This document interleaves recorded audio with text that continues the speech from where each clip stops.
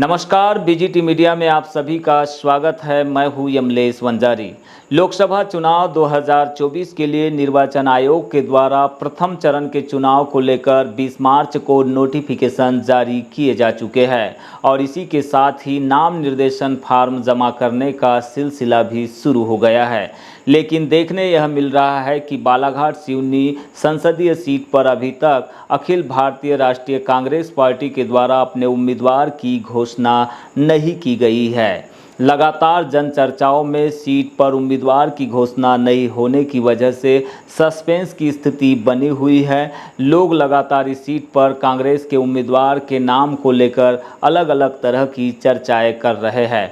कोई इस सीट पर हिना कांवरे के नाम को फाइनल मानकर चल रहे हैं तो कोई इस सीट पर सम्राट सिंह सरस्वार के नाम को भी दावेदारी में प्रमुख तौर पर जोड़ रहे हैं। इसके अलावा कुछ लोग ऐसे भी हैं जो कंकर मुजारे के नाम को भी साथ में जोड़कर देख रहे हैं। लेकिन जब तक कांग्रेस की ओर से आधिकारिक सूची जारी नहीं होती है और सूची में जब तक उम्मीदवार के नाम की घोषणा नहीं होती है तब तक कुछ भी कहना संभव नहीं है। आपको बता दें कि बालाघाट सिवनी संसदीय सीट पर भारतीय जनता पार्टी के द्वारा दूसरी सूची में 13 मार्च को ही अपने उम्मीदवार की घोषणा की जा चुकी है।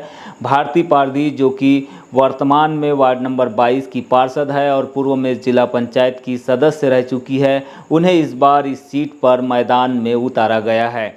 ऐसे में यह माना जा रहा था कि हिना कांवरे को भारती पारदी के सामने कांग्रेस के द्वारा उम्मीदवार बनाया जाएगा और इसी को लेकर लगातार चर्चाएं बनी हुई थी। लेकिन बीते 2 दिनों से इसमें एक नाम जिला पंचायत अध्यक्ष सम्राट सिंह सरस्वार का जुड़ गया, जिसकी वजह से इस सीट पर सस्पेंस की स्थिति बनी हुई है और इसी के चलते लोगों में भी इस सीट पर कांग्रेस के उम्मीदवार के नाम की घोषणा होने की जिज्ञासा बढ़ गई है। आपको बता दें कि इस बार के लोकसभा चुनाव काफ़ी महत्वपूर्ण माने जा रहे हैं, क्योंकि एक ओर भाजपा नीत सपरंग गठबंधन है तो दूसरी ओर इंडिया अलायंस है, जिसमें कई प्रमुख दल शामिल है। हालांकि मध्य प्रदेश की 29 सीटों पर अक्सर जो राजनीति है वो भारतीय जनता पार्टी और कांग्रेस के बीच सीधे तौर पर देखने मिली है।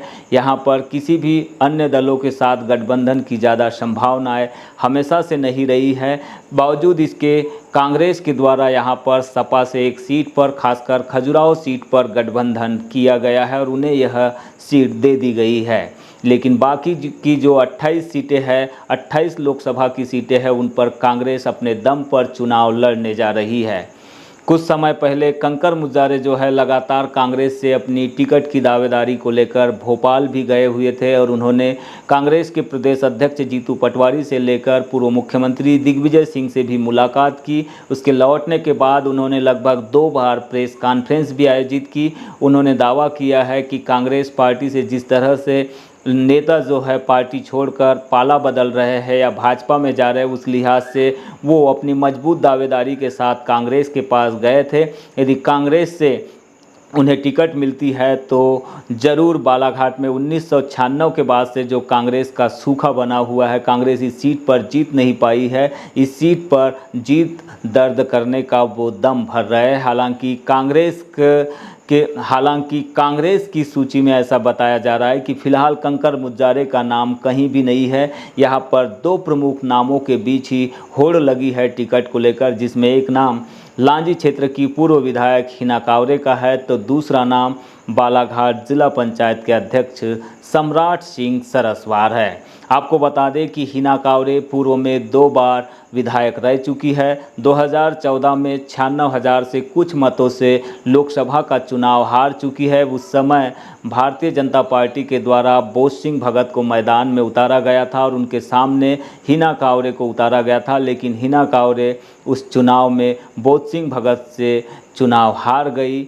हालांकि वर्तमान समय की राजनीति में काफ़ी कुछ बदलाव आया है। हिना कांवरे की वजह से ही बालाघाट में कांग्रेस को काफ़ी हद तक मजबूती मिली है, ऐसा माना जा रहा है, क्योंकि हिना कांवरे के प्रयासों से अनुभा मुजारे, जो कि कंकर मुजारे पूर्व सांसद की पत्नी हैं, उन्हें कांग्रेस में लाया गया और उन्हें बालाघाट से विधानसभा का चुनाव लड़ाया गया, जिसमें उन्होंने बम्पर वोटों से जीत दर्ज की है। पूर्व मंत्री गौरीशंकर बिसेन को लगभग 29,000 से अधिक मतों से पराजित कर यहाँ पर जो है अनुभा मुज्जर विधायक बनी हुई है। वैसे ही कटंगी सीट पर बोध सिंह भगत जो कि भाजपा में रहे, पूर्व सांसद रहे, हालांकि 2019 में उन्हें टिकट नहीं मिली, जिसके बाद वो भाजपा से काफ़ी नाखुश चल रहे थे।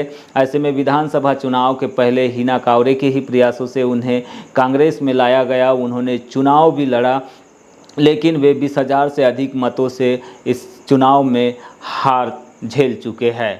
ऐसे में यह माना जा रहा है कि कटंगी सीट पर ज़रूर कांग्रेस को पराजय झेलनी मिली, लेकिन कटंगी में कांग्रेस की जो स्थिति है वो काफ़ी मजबूत हुई है, क्योंकि टामलाल सहारे जो पूर्व में विधायक रहे हैं उनकी वजह से कांग्रेस काफ़ी गर्त में जा चुकी थी। बोध सिंह भगत के आने की वजह से कांग्रेस ज़रूर यहाँ पर रेस में आई। हालांकि यहाँ पर कांग्रेस चुनाव नहीं जीत पाई। इसके बावजूद ये माना जा रहा है कि यदि कटंगी सीट पर कांग्रेस की ओर से प्रशांत भाऊ मेश्राम बागी होकर चुनाव नहीं लड़ते, आम आदमी पार्टी से चुनाव नहीं लड़ते, और एक और जो महिला उम्मीदवार कांग्रेस में थी जो कि जिला पंचायत सदस्य भी है, उनके द्वारा यदि यह चुनाव नहीं लड़ा जाता तो इसमें बिल्कुल नेक टू नेक फाइट होती है, और इसमें हो सकता है कि बीजेपी या फिर कांग्रेस कोई भी 500,000 वोटों के मार्जिन से ही यहाँ पर चुनाव जीत पाते। लेकिन ऐसा संभव नहीं हुआ। कांग्रेस की ओर से दो बागी उम्मीदवार जो कांग्रेस की टिकट की चाह में लगे हुए थे, एक तो जिला पंचायत की सदस्य है और दूसरे प्रशांत भाऊ मेश्राम जो कि आम आदमी पार्टी से चुनाव लड़े हैं,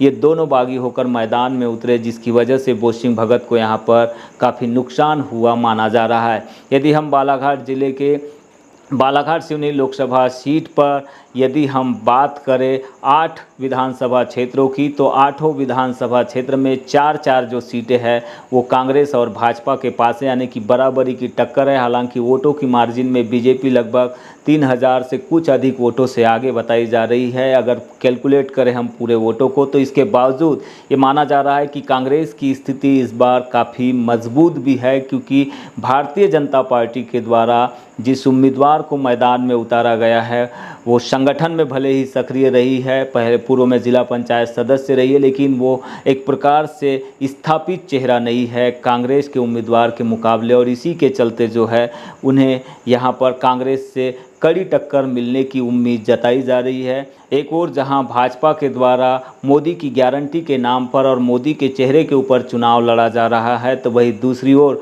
कांग्रेस अपने दम पर यहाँ पर अपने उम्मीदवारों के दम पर मैदान में उतर रही है। हालांकि कांग्रेस सबसे मजबूत विपक्षी पार्टी है और इसी के चलते कांग्रेस के उम्मीदवार की घोषणा का इंतज़ार जो है बेसब्री से लोगों को बना हुआ है। आज का यह वीडियो हम इसलिए भी शूट कर रहे हैं क्योंकि इस वीडियो के माध्यम से हम लोगों से एक प्रकार से राय जानना चाह रहे हैं कि अब तक कांग्रेस की ओर से अपने उम्मीदवार की घोषणा नहीं की गई है, तो जनचर्चाओं के हिसाब से और लोगों के हिसाब से कौन हो सकता है कांग्रेस का उम्मीदवार। इसे लेकर आप लोग भी जो दर्शक इस वीडियो को देख रहे हैं वो अपना विचार प्रकट कर सकते हैं।